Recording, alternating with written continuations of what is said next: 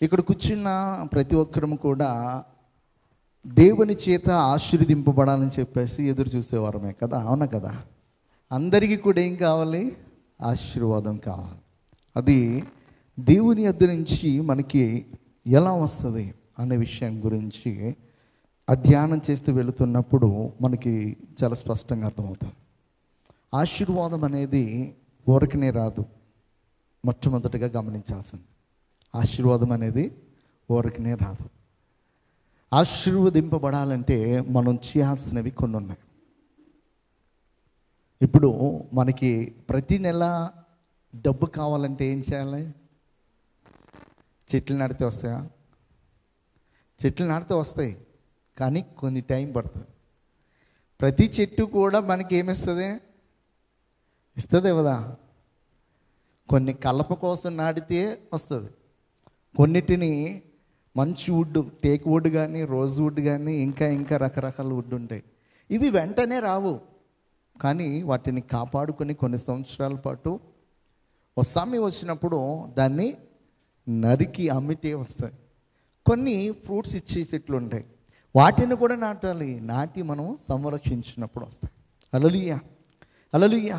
అంటే ఒక పని మనం చేసినప్పుడు దానికి ప్రతిఫలముగా మనకి జీవితం అనేది వస్తుంది అన్నమాట. ఏదైనా కానీ ఈ రోజున మరి బెంగళూరు పట్టణం అంతా కూడా అనేక మంది యవనస్తులు వచ్చి మరి ఉద్యోగం నిమిత్తము మరి తల్లిదండ్రులను విడిచిపెట్టి కొన్ని కంపెనీస్లో జాయిన్ అయ్యి పనిచేస్తున్నారంటే నెల ఆఖరిన వారికి ఏమొస్తుంది అనమాట? జీతం వస్తుంది. హల్లెలూయా. అయితే దేవుని సన్నిధానంలోకి వచ్చినప్పుడు కూడా మానవులుగా మనం చేయాల్సినవి కొన్ని ఉన్నాయన్నమాట. దేవునికి నచ్చినట్లుగా చేయాల్సినటువంటి కొన్ని ఉన్నాయి. అవి మనం ఎప్పుడైతే చేస్తామో ఖచ్చితంగా మనకి ఆ ఆశీర్వాదం అనేది వస్తుంది అన్నమాట.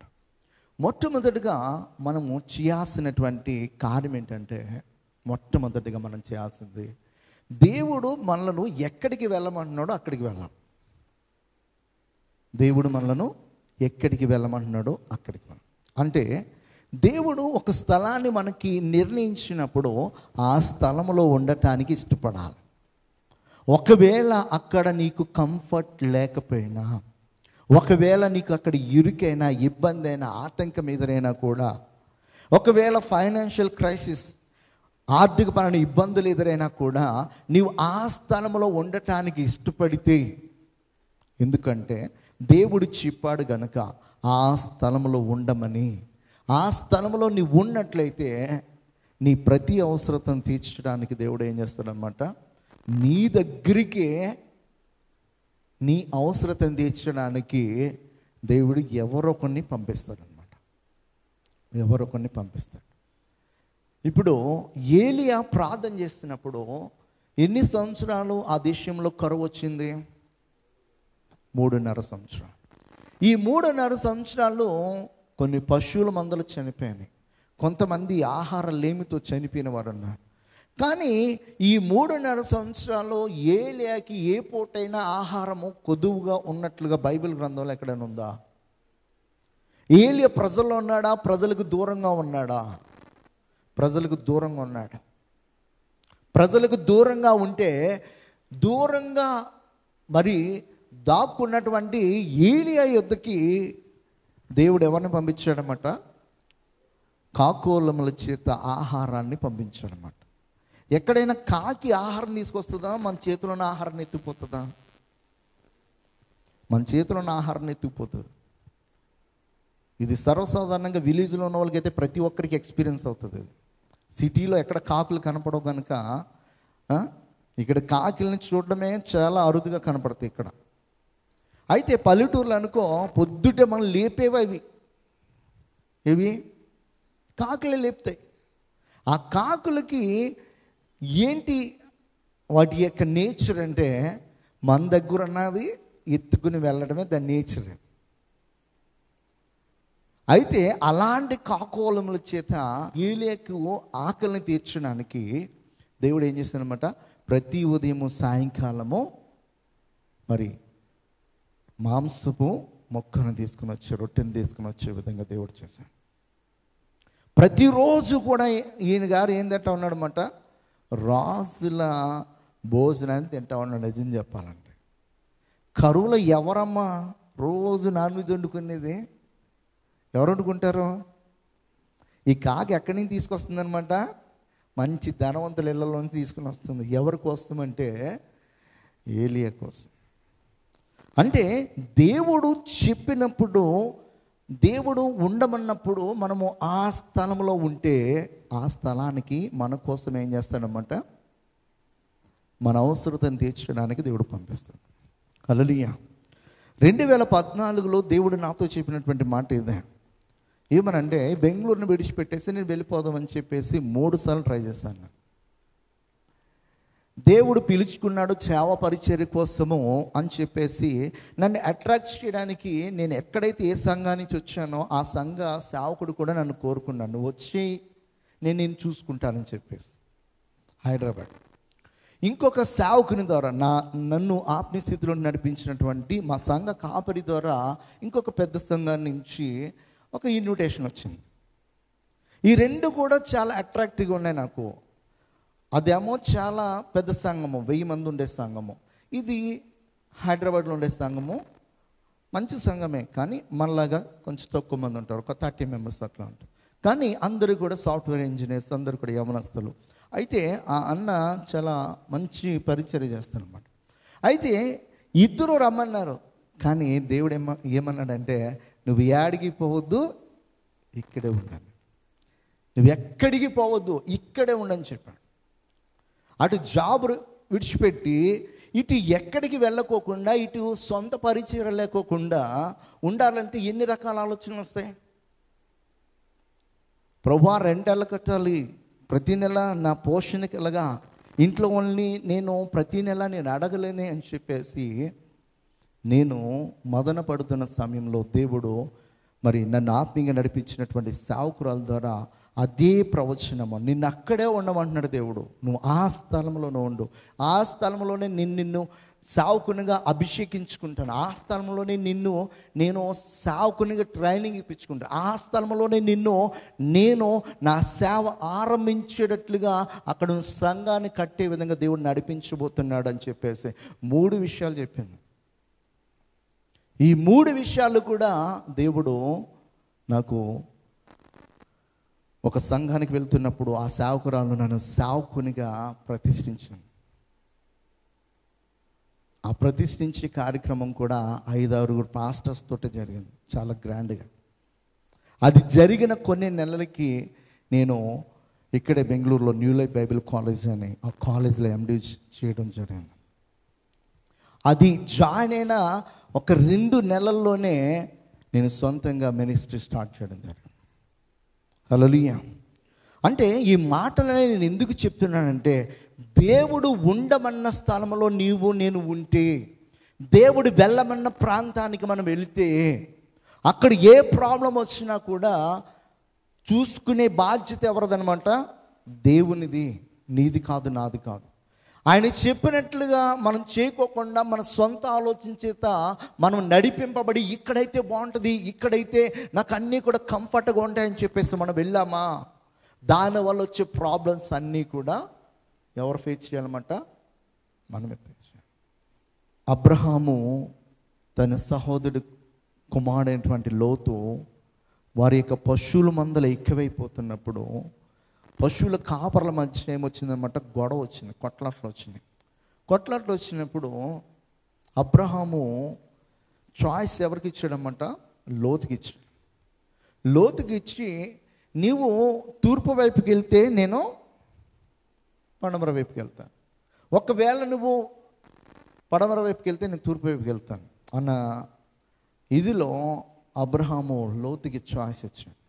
లోతుకి చాయిస్ ఇస్తే లోతు ఏం చేశాడంటే, సొదొమ గొమొర్రా దగ్గర పచ్చిగా బాగుంది, నీళ్లు బాగున్నాయని చెప్పేసి, సొదొమ గొమొర్రా పట్టణస్తులు మంచివారు కాదు అని తెలిసినప్పటికీ కూడా ఆ ప్రాంతంలో పచ్చిక బాగుంది, నీళ్లు బాగున్నాయని చెప్పేసి ఆ వైపుకి వెళ్ళాడు. మందులు పెరిగినాయి కానీ జీవితాలు నాశనం అయిపోయాయి. లోతు యొక్క జీవితము నాశనం అయిపోయాయి. తను సంపాదించుకున్న యావదాస్తి కూడా సొదొమ గొమొర్రా పట్టణము నాశనం అవుతున్నప్పుడు తెచ్చుకోలేకపోయాడు. తన కుమారులను తెచ్చుకోలేకపోయాడు. తన భార్య అవిధేయతతోటి దేవుడు చెప్పినట్లుగా చేయకోకుండా వెళుతున్నప్పుడు వెనుదిరిగి చూసింది. నేటికి కూడా ఒక ఉప్పు స్తంభమై నేటికి కూడా ఉంది. దేవుడు చెప్పినట్లుగా ఆ ప్రాంతానికి వెళ్ళు అంటే, లేదు ప్రభువా, ఈ ఊరు దగ్గరగా ఉంది, నేను ఇక్కడికి వెళ్తానని చెప్పి వెళ్ళాడు. ఆ పిల్లలు తప్పుడు మార్గంలోకి వెళ్ళి ఒక శపితమైనటువంటి జనాంగము లోతులో నుంచి రావడానికి అవకాశం. మనము తీసుకునే నిర్ణయాలు కొన్నిసార్లు ఏమవుతాయంటే మన పైకి దేవుని యొక్క శాపాన్ని తీసుకొని వచ్చి ఉంటాయి. దేవుడు చెప్పినట్లుగా మనం చేయకపోతే మనంతటా మనమే మన జీవితాన్ని నాశనం చేసుకునే వరం అవుతాం. మనం ఏ నిర్ణయం తీసుకోవాలనుకున్నా కానీ మనం దేవుని సన్నిధిలో ప్రార్థన చేస్తున్నప్పుడు దేవుడు ఏం చేస్తాడన్నమాట, మనకి తెలియపరుస్తాడు. దేవుడు తెలియపరిస్తే కనుక మనం ఆ ప్రకారం చేయడానికి మనం ఇష్టపడాలి. ఎంత కష్టమైనా కూడా, ఎంత ఇబ్బంది అయినా కూడా. నా జీవితంలో నేను ఆ రోజు నా నిర్ణయం తీసుకున్నప్పుడు వీడికి అసలు బుర్రుందా అని చెప్పేసాను. ఎందుకంటే మంచి జాబ్ని విడిచిపెట్టేసుకుని ఎందుకు నువ్వు పరిచయం చేయాలి, ఎందుకు నువ్వు అక్కడ నిలబడాలి. చాలా రోజులు మా అమ్మ అయితే నాతో సరిగా మాట్లాడాల చెప్తున్నా. మా అత్తగారు కూడా అంతే, ఎవరికి ఇష్టం లేదు. కానీ మొదట అలాగున్నప్పటికీ కూడా ఏనాడు కూడా నా దేవుడు నా అవసరతను తీర్చుకోకుండా లేడు. ప్రతి అవసరతను తీర్చాడు. ప్రతి అవసరత. బ్యాంక్ బ్యాలెన్స్ లేకపోవచ్చు, అందరిలాగా ఎక్కడైనా సైట్లో, ఇంట్లో లేకపోతే ఇవి కొనుక్కోలేకపోవచ్చు. కానీ నా ప్రతి అవసరతను ఆయన తీర్చాడు. అది ఒకవేళ 20,000 and 30,000, ఒకవేళ 1 lakh అయినా అవసరమైనప్పుడు దేవుడు నా అవసరతను తీర్చాడు. ఇంకా అంతకంటే ఏం కావాలి? హల్లెలూయా. 3 సంవత్సరాలు నేను బైబిల్ కాలేజ్ చదవడానికి 2 లక్షల రూపాయలు అయినాయి. దేవుడు ఇచ్చాడు. స్టార్టింగ్ మినిస్ట్రీ అయినా కూడా 3 years నేను ఎండి చేయడానికి దేవుడు నా ప్రతి అవసరతను తీర్చాడు. అటు బైబిల్ కాలేజీలో ఫీజు కట్టుకోవడానికి, ఇక్కడ ఇంట్లో రెంట్ కట్టుకోవడానికి, ఇంట్లో చూసుకోవడానికి, అన్నిటికీ కూడా ఆయన ప్రొవైడ్ చేస్తాడు. హల్లెలూయా, హల్లెలూయా.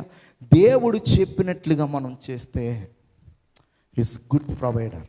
ఆయన మంచి పోషకుడు అనమాట. హల్లెలూయా, హల్లెలూయా. నేటి వరకు కూడా నా జీవితంలో నేను చెప్పాలంటే చాలా విషయాలు ఉన్నాయి. హల్లెలూయా. అయితే బైబిల్ గ్రంథంలో ఒక సందర్భాన్ని మనం మాట్లాడుకుందాం. ఆదికాండము 26వ అధ్యాయము మొదటి 5 వచనాలు చదువుకుందాం. అబ్రహాము దినములలో వచ్చిన మొదటి కరువు గాక మరి ఒక కరువు ఆ దేశంలో వచ్చెను. అప్పుడు ఇస్సాకు గెరారులో ఉన్న ఫిలిష్తీయుల రాజు అబీమెలెకునొద్దకు వెళ్ళెను. అక్కడ యెహోవా అతనికి ప్రత్యక్షమై, నీవు ఐగుప్తులోనికి వెళ్ళక నేను నీతో చెప్పు దేశమందు నివసించుము. హల్లెలూయా. తన తండ్రి దినాలలో వచ్చినట్లుగానే కరువు అనేది మరలా వచ్చిందన్నమాట. కరువు వచ్చినప్పుడు ఇక్కడ మరి ఈయన గారు తప్పుడు నిర్ణయం తీసుకుని వేరు ప్రాంతాలకు వెళ్ళి ఇబ్బందులు పడతాడని చెప్పేసి దేవుడు తనకి ప్రత్యక్షమే ఏం చెప్తున్నాడంటే, నువ్వు ఎటు పోవద్దు, నేను నిన్ను ఆశీర్వదించినట్లుగా నేను చెప్పే స్థలంలో నుంచి నువ్వు ఎక్కడికి వెళ్ళొద్దు అని చెప్పేసి దేవుడు చెప్తున్నాడు అనమాట. హల్లెలూయా. మానవులుగా మనం ఎలా ఆలోచన చేస్తామంటే, మనకి పరిస్థితి ఇక్కడ బాగాలేదనుకో వెంటనే ఈ ప్రాంతాన్ని విడిచిపెట్టడానికి మనము ప్రయత్నం చేస్తాం. మానవులుగా మనకి ఆలోచన అలాంటిది. అయితే మనలను దేవుడు ఏ స్థితిలోనైనా కూడా మనలను పైకి లేపగలిగినటువంటి ఆయన శక్తి సామర్థ్యం అన్నటువంటి వాడు. మనం మన శక్తిని, మన జ్ఞానాన్ని ఆధారం చేసుకోకుండా దేవుని ఆధారం చేసుకున్నప్పుడు ఆయన ఏం చేస్తాడంటే బలహీనులను బలపరిచే దేవుడు. ఆయన పెంటకుప్ప మీద నుంచి దరిద్రులను ఆయన పైకి లేవనెత్తగలిగినటువంటి దేవుడు ఆయన. మనము దీన దశలో ఉన్నప్పుడు కూడా ఆయన మనలను ఉన్నతమైన స్థితిలోనికి తీసుకెళ్ళగలిగే సమర్థుడు అన్నమాట. అయితే మనం ఆ దేవుని వైపు చూసి ఆ దేవుడు చెప్పినట్లుగా మనం వింటే ఖచ్చితంగా ఆశీర్వదింపబడతాం. ఇక్కడ ఇస్సాకు యొక్క జీవితము మనం ఇక్కడ చదువుతూ వెళుతున్నప్పుడు ఆ దేశంలో కరువు ఉంది, కానీ ఇస్సాకు దేవుడు చెప్పినట్లుగా విన్నప్పుడు ఇస్సాకు ఇంట్లో కరువు లేదు. ఆ దేశంలో ప్రజలు ఇబ్బంది పడుతున్నారు, కానీ ఇస్సాకు ఇబ్బంది పడట్లే. ఇస్సాకును దేవుడు ఎలాగ ఆశీర్వదించాడంటే, ఆయన గారు పంట వేస్తే ఎలాగొచ్చిందనమాట, 100 దంతల ఫలాన్ని పొందుకున్నాడు. ఆయన విత్తనం వేస్తే 100 దంతల ఫలాన్ని పొందుకున్నాడు. ఆ దేశ ప్రజలందరూ కూడా నివ్వెరపోయే విధముగా, ఆ దేశ ప్రజలందరూ కూడా ఆశ్చర్యపోయే విధముగా దేవుడు ఇస్సాకును ఆశీర్వదించాడు. ఏ సమయంలో అంటే కరువులో. ఎందుకు 100 దంతలుగా ఆశీర్వాదం వచ్చిందంటే, దేవుడు ఉండమన్న స్థలంలో ఉన్నాడు కనుక, దేవుడు చెప్పినట్లుగా చేశాడు కనుక. నీ పరిస్థితిని చూడొద్దు, చుట్టుపక్కల ఉన్నటువంటి పరిస్థితిని చూడొద్దు, దేవుని యొక్క మాట వైపే చూడొద్దు. దేవుని యొక్క మాట మాత్రమే వినాలి. దేవుడు ఏం చెప్పాడో అది మనం చేసినప్పుడు దేవుడు ఖచ్చితంగా ఏం చేస్తాడంటే, కొన్ని రోజులు మనల్ని పరీక్షించడానికి ఇబ్బందులు ఎదురవచ్చు, కానీ ఆ ఇబ్బందుల తర్వాత ఏం చేస్తాడంటే దేవుడు ఆశీర్వాదాన్ని ఇస్తాడు. దేవుడు ఉన్న మన స్థలంలో మేము ఉండి పరిచర్య చేస్తున్నప్పుడు 1.5 year తర్వాత మాకు ఒక ఇబ్బంది ఎదురైంది. ఆ స్థలంలో పరిచర్య చేయడానికి అవకాశం లేకుండా ఇంట్లోనే ప్రేయర్ కండక్ట్ చేసేవాడిని. ఇంట్లో ప్రేయర్ కండక్ట్ చేస్తుంటే పక్కన వాళ్ళ వల్ల ఇబ్బంది అయింది. అది కూడా మేము చేస్తున్న పని వల్ల అయింది. అది మా మిస్టేకే, వాళ్ళ తప్పేం కాదు. 1.5 year మేము జరుపుకుంటున్నా కూడా ఎవరు ఏం కంప్లైంట్ చేయలేదు. 3 రోజులు మేము మీటింగ్ పెట్టి అక్కడ మన వాళ్ళు రచ్చ చేశారు. కొంచెం ఆ పక్కనోడికి నచ్చలేదు. ఎందుకంటే మనకి దేవుడు అవకాశం ఇచ్చినప్పుడు మనం ఎంతవరకు ఉండి ఎలా చేసుకోవాలో అలా చేసుకుంటేనే చుట్టుపక్కల వారు మనకి కోఆపరేట్ చేస్తారు. మందు కదా మనం ఇష్టం వచ్చినట్టు చేస్తే ఏమవుతుంది అంటే ఉన్నది మనం ఓడబెరుక్కున్నట్టు అవుతుంది అన్నమాట. అయితే అది మా మిస్టేక్ వల్ల జరిగింది. కానీ ప్రభు సన్నిధిలో మేము కన్నీరు కాచినప్పుడు ప్రభు ఏం చేస్తాడంటే ఓ స్థలాన్ని ఇచ్చాడు. ఇప్పుడు మనము మెయిన్ బ్రాంచ్గా నడిపించుకుంటున్న స్థలము ఈ రోజున మనమే రెంట్ కట్టట్లేదు, దీనికి రెంట్ కడుతున్నాం మనం. అది రెంట్ కట్ట అవసరం లేకుండా దేవుడు అది ఫ్రీగా ఇచ్చాడు. ఒకవేళ దేవుడు చెప్పినట్లుగా నేను చేయకుండా నా ఇష్టానుసారమైనటువంటి ఆలోచన చేత నేను నడిపింపబడి ఉంటే పరిస్థితులు ఎట్లా ఉంటాయనేది మనకి అర్థం కాదనమాట. మొదట బాగుండొచ్చు, కానీ తర్వాత చాలా ఇబ్బంది అవుతుంది. దేవుడు చెప్పినట్లుగా మనం చేసినప్పుడు మొదట ఇబ్బందిగానే ఉండొచ్చు, కానీ తర్వాత ఉండే లైఫ్ అంతా కూడా ఎలా ఉంటుందంటే చాలా చాలా ఆశీర్వాదకరం ఉంటుంది. ఆ కరువులో ఇస్సాకు దేవుడు చెప్పినట్లుగా ఆ స్థలములోనే ఉన్నాడు.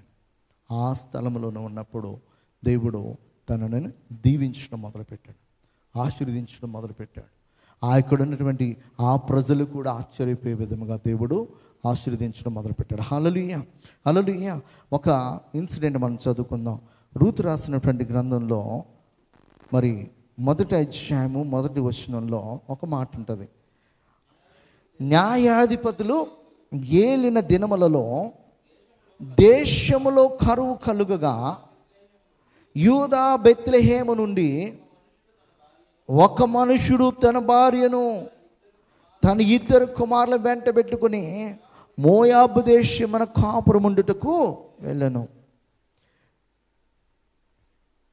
బెత్లెహేములో మరి ఇజ్రాయిలీలు ఉన్నటువంటి దేశంలో కరువు వస్తే మరి బెత్లెహేమీడటువంటి ఈయన గారు ఏం చేశాడన్నమాట, తన కుటుంబాన్ని తన 2 బిడ్డలను భార్యను తీసుకుని ఎక్కడికి వెళ్ళాడన్నమాట, మోయాబు దేశానికి వెళ్ళాడు. మోయాబు దేశానికి వెళ్ళి ఈయన గారు ఏమైనా ఆశీర్వదింపబడ్డా?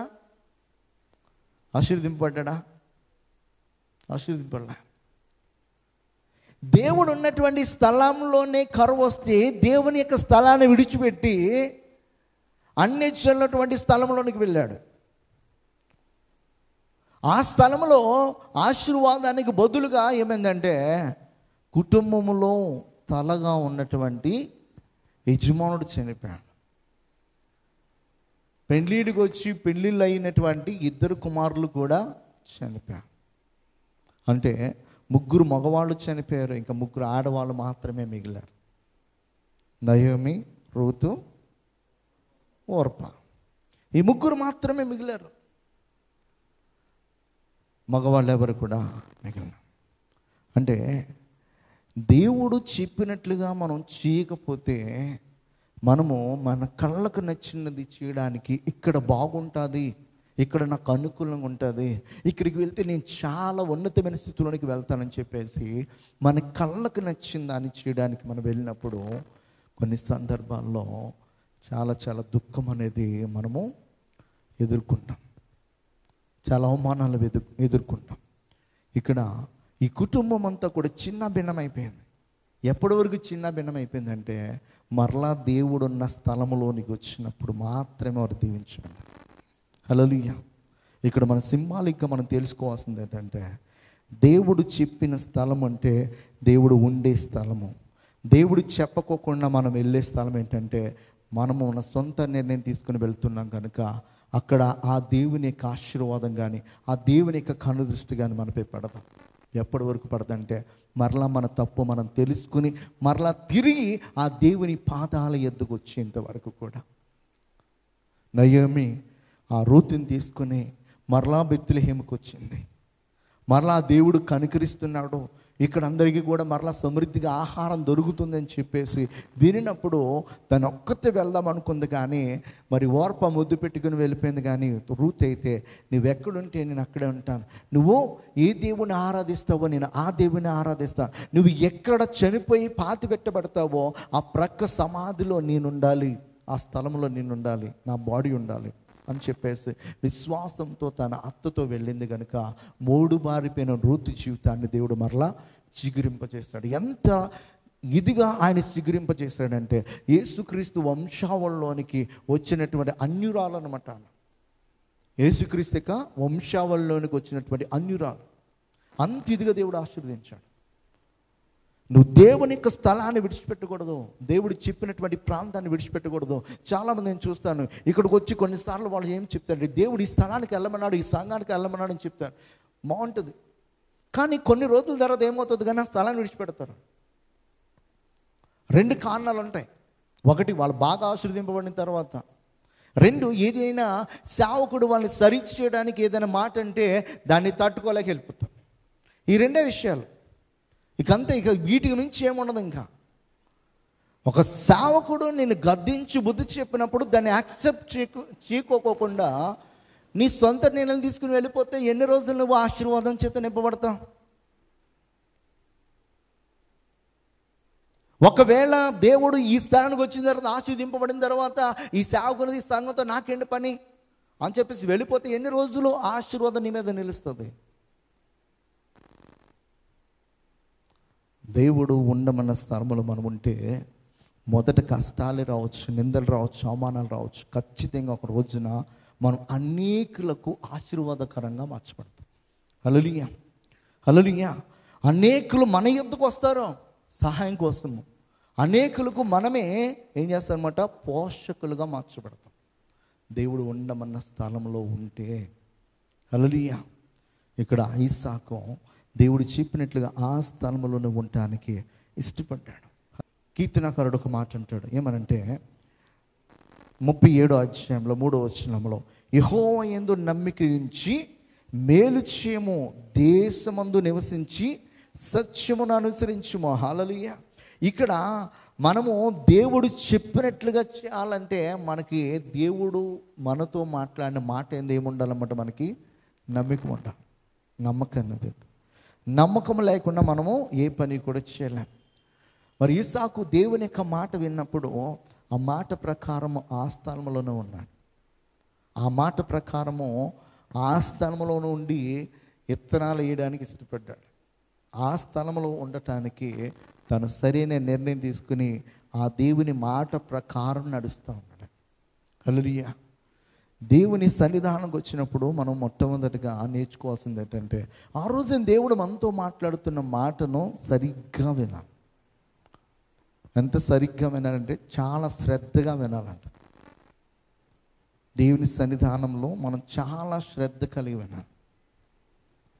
మనం క్లాసుల్లో కొన్నిసార్లు శ్రద్ధగా వింటాము, కొన్నిసార్లు అశ్రద్ధగా ఉంటాం. ఎందుకనంటే తర్వాత వెళ్ళైనా చదువుకోవచ్చు, లేకపోతే పక్కన వాళ్ళని అడిగితే చెప్తారు. ఈ 2 ఆప్షన్స్ ఉంటాయి. కానీ దేవుని సన్నిధిలో పక్కనోడ మీద ఆధారపడకూడదు, ఇంటికి వెళ్ళిన తర్వాత చదువుకుందాము అని అశ్రద్ధ అనేది ఉండకూడదు.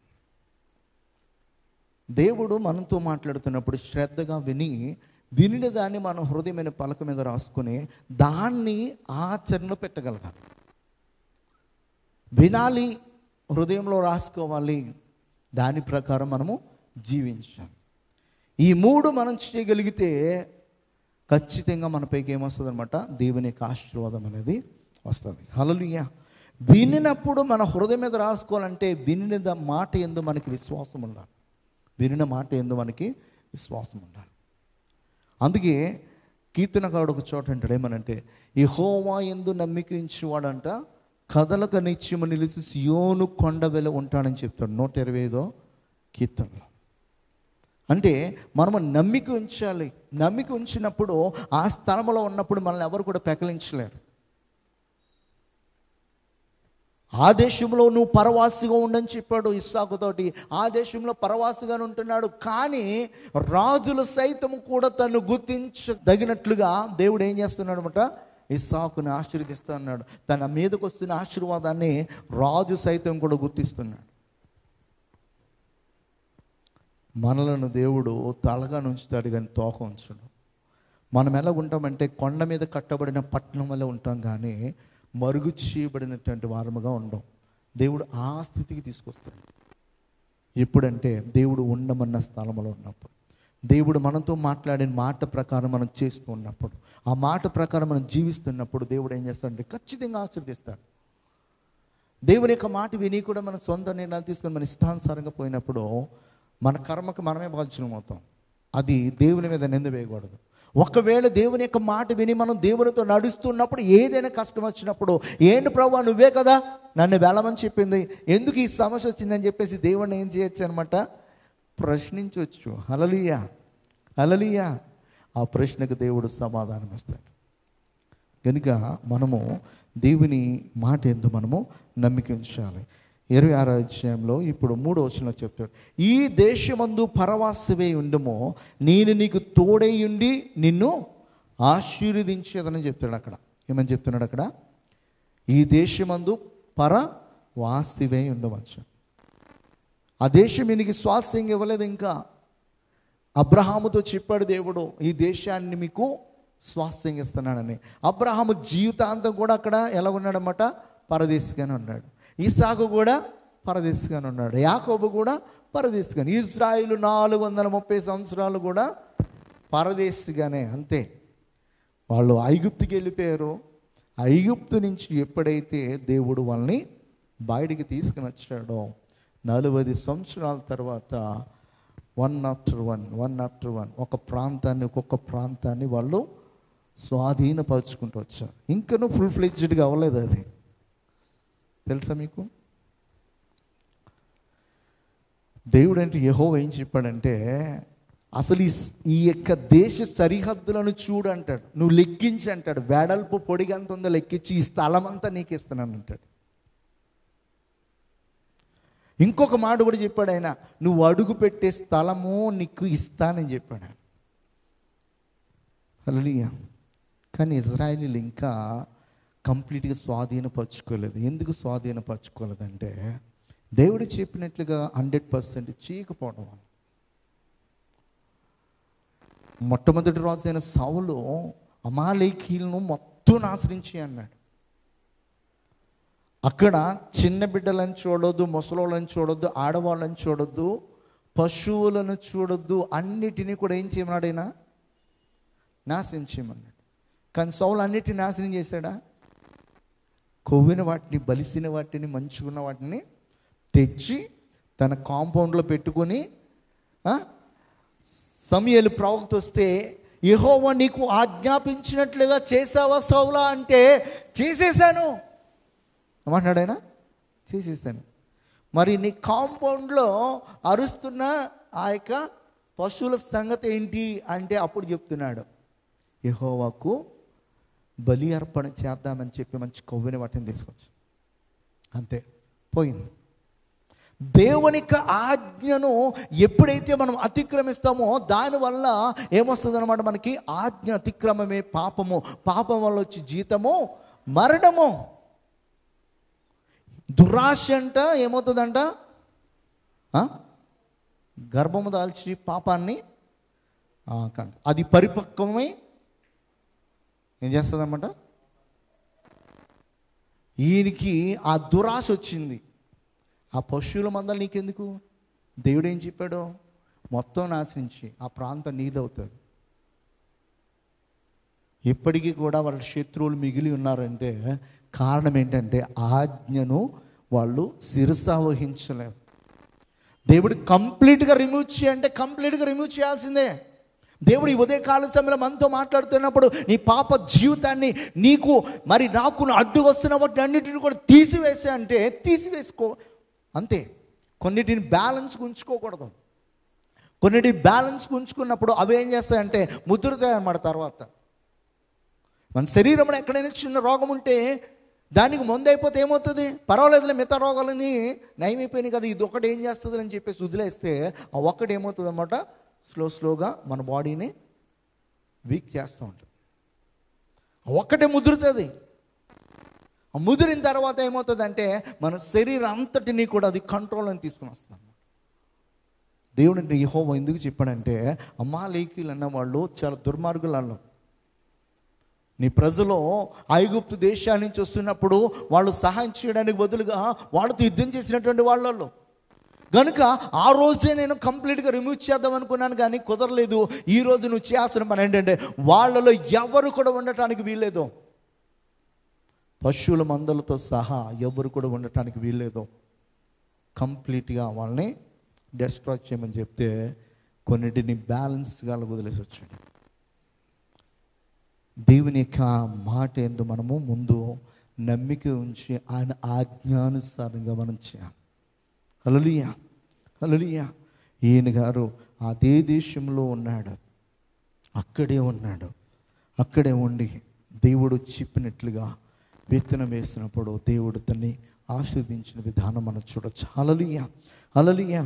మరి అబ్రహాము కూడా దేవుడు చెప్పినట్లుగా చేసినప్పుడు మరి అబ్రహాం యొక్క డిసెండెంట్స్ని దేవుడు ఎలా ఆశీర్వదించాడో మనందరికీ తెలుసు. అబ్రహాము మరి దేవుని యొక్క పేరేంటో, దేవుని యొక్క ఉనికి ఏంటో, దేవుడు ఎక్కడ ఉంటాడో ఎలా ఉంటాడో కూడా తెలియదు అబ్రహాముని దేవుడు పిలిచినప్పుడు.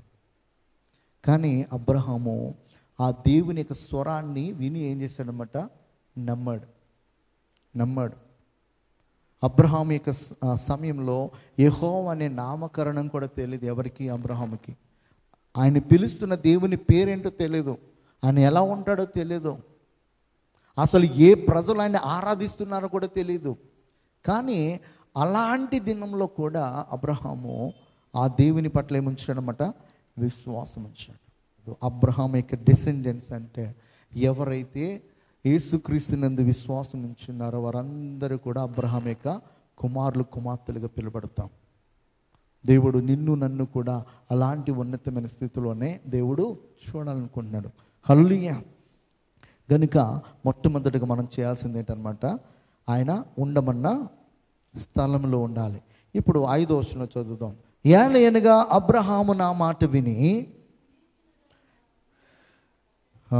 నేను విధించిన నా ఆజ్ఞలను, నా కట్టడలను, నా నియమములను గైకొనని చెప్పాను. హల్లెలూయా. అంటే దేవుడు ఉండమన్న స్థలంలో మనం ఉండాలి. ఆయన చెప్పిన మాట ప్రకారం, అంటే ఆయన ఏదైతే ఆజ్ఞాపిస్తున్నాడో, ఏదైతే మనకి ఆయన విధులు అనేది ఇస్తూ ఉన్నాడో, నియమాలు ఇస్తూ ఉన్నాడో, వాటి ప్రకారం చేయడానికి ఇష్టపడాలి.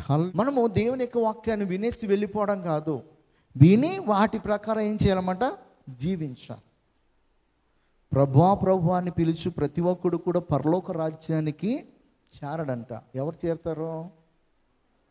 ఆ ప్రభువు వారికి ఏదైతే ఉపదేశిస్తున్నాడో, ఏదైతే వారితో మాట్లాడుతున్నాడో, ఏదైతే ఆజ్ఞాపిస్తున్నాడో దాని ప్రకారం చేసినవాడు.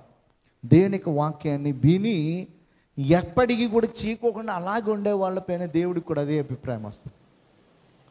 మనం వినాలి, విని దాన్ని ఆచరణలో పెట్టాలి.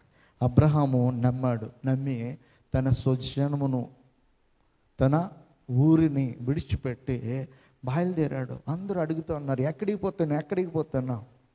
నా దేవుడు నన్ను పిలిచాడు. ఏ దేవుడు? ఆయనకు పేరుందా? తెలీదు. ఆయన ఎక్కడుంటాడో తెలీదు. నిన్ను ఎక్కడికి వెళ్ళమన్నాడో తెలీదు. ఆ దినాల్లో అబ్రహాముని హేళన చేసిన వారు ఎంతోమంది ఉండొచ్చు. ఎందుకంటే అబ్రహాము వెళ్ళింది ఒకరిద్దరితో కాదు, తన పనివారు అందరూ ఉన్నారు అక్కడ. తన మందలు అన్నిటిని తీసుకుని వెళ్తా ఉన్నాడు ఆయన.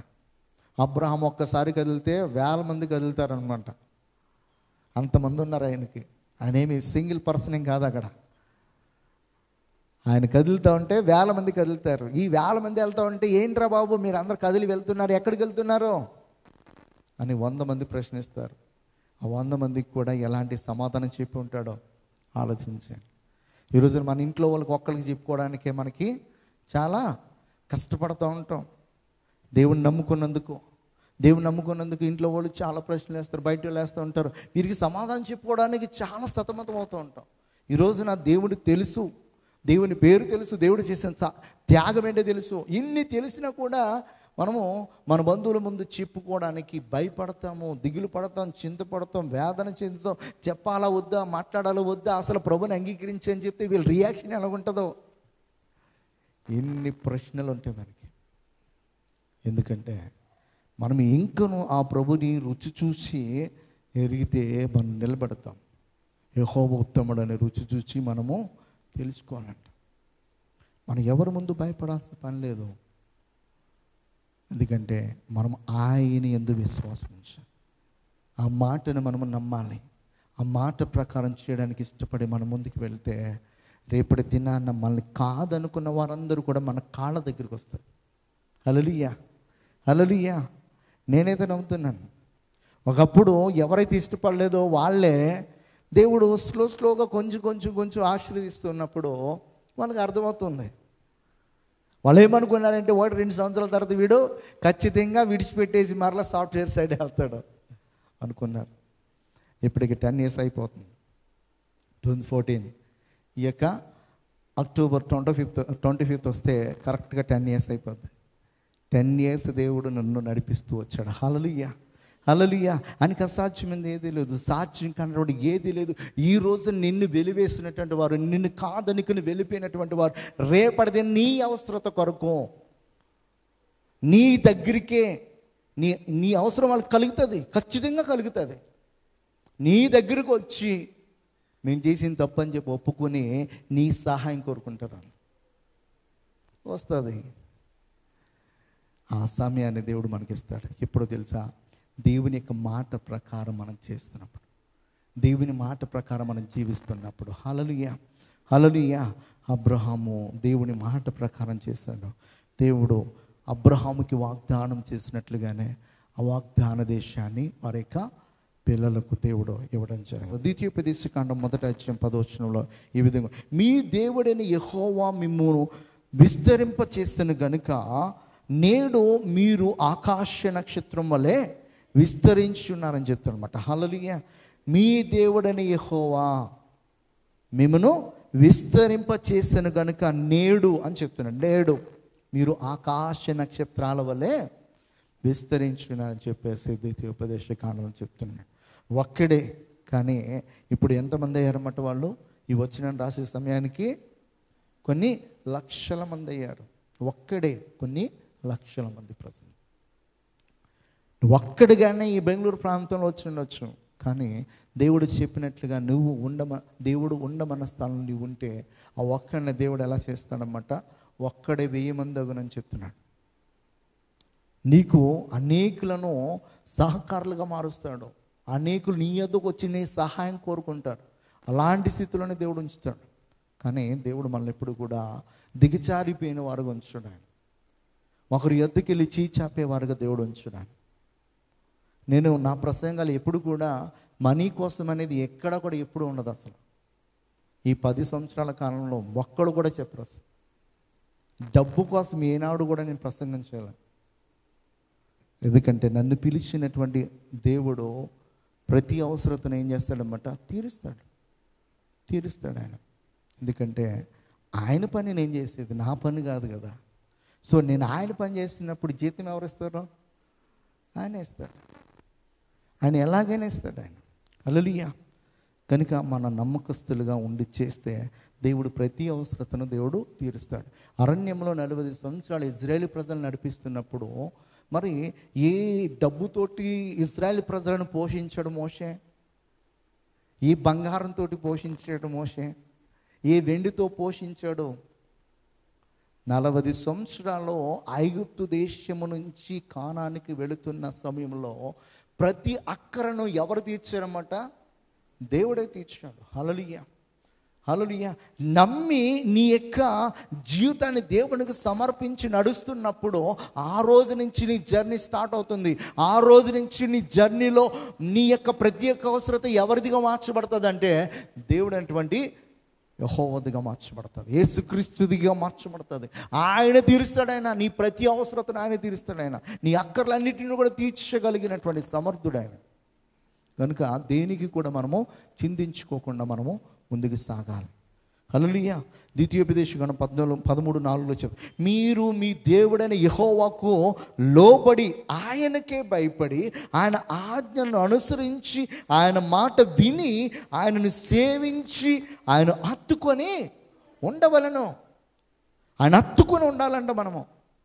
పరమగీతాల్లో ఒక మాట అంటాడనమాట. 8వ అధ్యాయంలో 5వ వచనం చెప్తాడు, తన ప్రియుని మీద ఆనుకొని అరణ్య మార్గమున వచ్చినది యావతే అని చెప్తాడు. ప్రశ్నిస్తా ఉన్నాడు ఆయన. తన ప్రియుని మీద ఆనుకొని, మన ప్రియుడు ఎవరో? ప్రభువైన యేసుక్రీస్తు. ఆయన మీద ఆనుకొని మనము నడవాలి. అరణ్య మార్గం అంటే, అరణ్య మార్గం దేనికి సాదృశ్యం అంటే కష్టాలకు, శ్రమలకు, నిందలకు, అవమానాలకు, వీటన్నిటికీ కూడా. వాళ్ళు ఐగుప్తు దేశాన్ని చూస్తున్నప్పుడు ఎక్స్ప్రెస్ వే వేసేసి వాళ్ళని ఐగుప్తు దేశం నుంచి విదిన్ అవర్స్లో దేవుడు కానాని తీసుకుని వెళ్ళాయి. చాలా చాలా చాలా ఇబ్బందులు ఎదురైనవి, అవమానాలు ఎదురైనవి, చాలా చాలా ఇరుకులు అన్నీ కూడా ఉన్నాయి. వాటిని అన్నిటినీ కూడా వాళ్ళు జయించుకొని ఆ తర్వాత వాగ్దాన దేశంలో అడుగుపెట్టారు అన్నమాట. అరణ్య మార్గం అంటే ఇవన్నీ అన్నమాట. వీటిని అన్నిటినీ కూడా మనం దాటుకొని మన ప్రియుని మీద ఆనుకొని మనము వాగ్దాన దేశానికి చేరుకోవాలి. ఆనుకోవడం అంటే ఆయన ఇచ్చిన వాగ్దానాలు, దేవుడు మనకిచ్చినటువంటి ఆజ్ఞలను, దేవుడు మనకిచ్చినటువంటి విధులను, దేవుడు మనతో మాట్లాడుతున్న ప్రతి మాట యందు నమ్మిక ఉంచి, విశ్వాసం ఉంచి ఆ మాట ప్రకారం చేయడానికి మనం ఎప్పుడైతే పరిపూర్ణముగా లోబడి నడుస్తామో దానిని ఆనుకున్నట్టు అంటారు. మనకు అన్నీ కలిగిన తర్వాత దేవుణ్ణి విసర్జించి మన ఇష్టానుసారమైన జీవితానికి పోకూడదు అన్నమాట. ఏమున్నా లేకపోయినా ఆయన మీద అనుకోవాలి. అది దేవుడు ఆశిస్తుంది. హల్లెలూయా. ఇర్మీయా రాసినటువంటి గ్రంథంలో 7వ అధ్యాయం 23వ వచనం చెప్తారు, ఏదనగా నా మాటలు మీరు అంగీకరించిన యెడల నేను మీకు దేవుడనే యందును, మీరు నాకు జనులై యందురు, మీకు క్షేమము కలుగునట్లు నేను మీకు ఆజ్ఞాపించుచున్న మార్గం అంతటి యందు మీరు నడుచుకొనిడంట. నేను మీకు ఆజ్ఞాపించుచున్న మార్గం అంతటి యందు కూడా మీరు నడుచుకోమని చెప్తున్నాడు. హల్లెలూయా. మనం నడుచుకోవాలి. అబ్రహాము దేవుని యందు విశ్వాసం ఉంచాడు, నమ్మాడు. దేవుడు చెప్పినట్లుగా ఏ స్థలంలో ఉండాలంటే ఆ స్థలంలో ఉన్నాడు. ఇస్సాకు కూడా అలాగే నమ్మాడు, ఏ స్థలంలో ఉండమంటే ఆ స్థలంలో ఉన్నాడు. కానీ అబ్రహాము ఎలాగైతే ఆ మాట ప్రకారం చేసి దేవునికి ఆశీర్వాదం పొందుకున్నాడో, ఇస్సాకు కూడా అదే రీతిగా దేవుని మాట ప్రకారం చేసి జీవించి దేవునికి ఆశీర్వాదం పొందుకున్నాడు. దేవునికి ఆశీర్వాదం రావాలంటే దేవుడు చెప్పినట్లుగా మనం ఎక్కడ ఉన్నామంటే మనం అక్కడ ఉండాలి. ఎక్కడికి వెళ్ళమంటే అక్కడికి వెళ్ళాలి. ఆ స్థలంలో ఉన్నప్పుడు దేవుడు మనకి ఏది ఆజ్ఞాపిస్తున్నాడో ఆ మాట యందు విశ్వాసం ఉంచి ఆ మాట ప్రకారము మనము చేయడానికి ఇష్టపడి ఆ మాట ప్రకారం మనం చేస్తున్నప్పుడు ఖచ్చితమైన ఆశీర్వాదాలు మనపైకి వస్తాయి. హల్లెలూయా. హల్లెలూయా. మత్తయి సువార్త 7:24 చెప్తాడు, కాబట్టి ఈ నా మాటలు విని వాటి చొప్పున చేయి ప్రతివాడును బండ మీద తన ఇల్లు కట్టుకున్న బుద్ధిమంతుని పోలి ఉంటానని చెప్తాడు. యేసు ప్రభువు వారు కూడా అదే చెప్తున్నాడు. ఎవరైతే ఈ మాటలు విని వాటి చొప్పున చేస్తారో ప్రతివాడు కూడా బండ మీద తను ఇల్లు కట్టుకుని బుద్ధిమంతుని పోలేను. బండ మీద ఇల్లు కట్టుకోవడం అంటే మరి చాలామంది ఈ రోజున చూడండి, పెద్ద పెద్ద బిల్డింగ్స్ చేయాలంటే ఇసుకలోనో లేకపోతే కూరుకుపోయి నేలలో కడతారా? ఎక్కడ కడతారో కొంచెం స్ట్రాంగ్ ఉన్నటువంటి ఏరియాలో, కొండల మీద కూడా కడతారు. బండల మీద కూడా కడతారు. ఎందుకంటే మరి అక్కడ వరదలు వచ్చినా ఏమొచ్చినా కూడా ఇల్లు ఏమవుదనమాట, కొట్టుకుని పోదనమాట. హల్లెలూయా. మనము దేవుని యొక్క మాటలు విని మాట ప్రకారం జీవిస్తున్నప్పుడు బండ మీద కట్టబడిన వారముగా, అంటే క్రీస్తు అనే బండ పైన కట్టబడిన వారముగా ఉంటాం. క్రీస్తు యొక్క ఉపదేశాలు విన్నప్పుడు, బైబిల్ చదువుతున్నప్పుడు, దేవుడు మనతో మాట్లాడుతున్నప్పుడు ఆ మాట ప్రకారం మనము మరి విశ్వసించి ఆ మాట ప్రకారం జీవిస్తున్నప్పుడు ఎవరిపైన కట్టబడిన వారం ఉంటామంటే క్రీస్తు అనే బండ పైన కట్టబడిన వారం ఉంటాం. ఇక మనల్ని పెకలించడానికి ఎవరికి కూడా సాధ్యం కాదనమాట. మళ్ళీ ఎవరు కూడా పెకలించలేరు. ఎందుకంటే మరి మనకి కాపుదలుగా ఎవరు ఉంటారన్నమాట, దేవుడే ఉంటాడు. ఆయన యందు నమ్మిక ఉంచిన వారి చుట్టూ ఆయనే ప్రాకారంగా ఉంటాడని చెప్తాడు. ఇది మొదలుకుని ఆయన యందు నమ్మిక ఉంచిన వారి చుట్టూ యెహోవాయే ప్రాకారంగా ఉంటాడని చెప్తాడు 125వ కీర్తనలో. అంటే దేవుని యందు నమ్మిక ఉంచి మనం ఆయన మాట ప్రకారం జీవిస్తున్నప్పుడు మన చుట్టూ ఉన్న కాంపౌండ్ వాళ్ళు ఎవరంటే ఆయన.